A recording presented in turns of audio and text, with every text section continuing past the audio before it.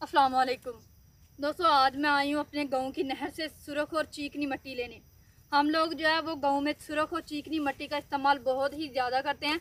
और जो है हम लोग घरों में चूल्हे वगैरह बनाने के लिए और घरों की छतों को रिपेयर करने के लिए इस मिट्टी का इस्तेमाल करते हैं। तो आज मैं आई हूँ मिट्टी लेने, चलिए मेरे साथ। आज मैं आपको बताऊँगी कि हमने इस मिट्टी का इस्तेमाल कैसे करना है।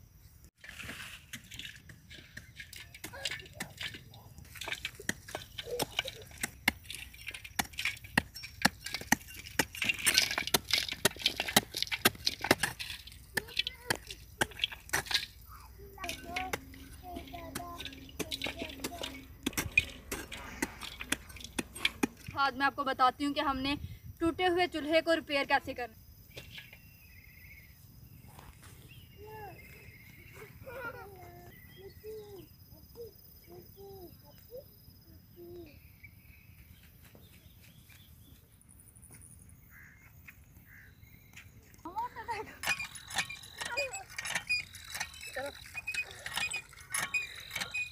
प्यास लगी हुई थी।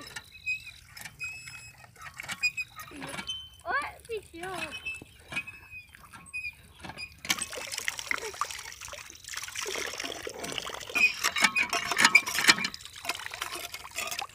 बच्चों को प्यास लग गई हुई थी, तो मैंने सोचा यहाँ पर रास्ते में नलका लगाया हुआ है, तो मैंने सोचा बच्चों को चले यहाँ से पानी पिला लेते हैं। तो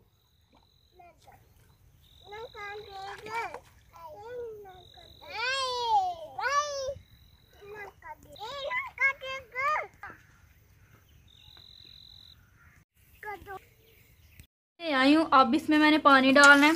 जब ये सही तरह से गल जाएगी फिर हमने इस तूड़ी को इस मिट्टी में मिक्स करना है, तो फिर हम चूल्हे को लगाएंगे। ये मिट्टी गल चुकी है, अब इसमें मैंने ये तूड़ी जो है इसको मिक्स करना है।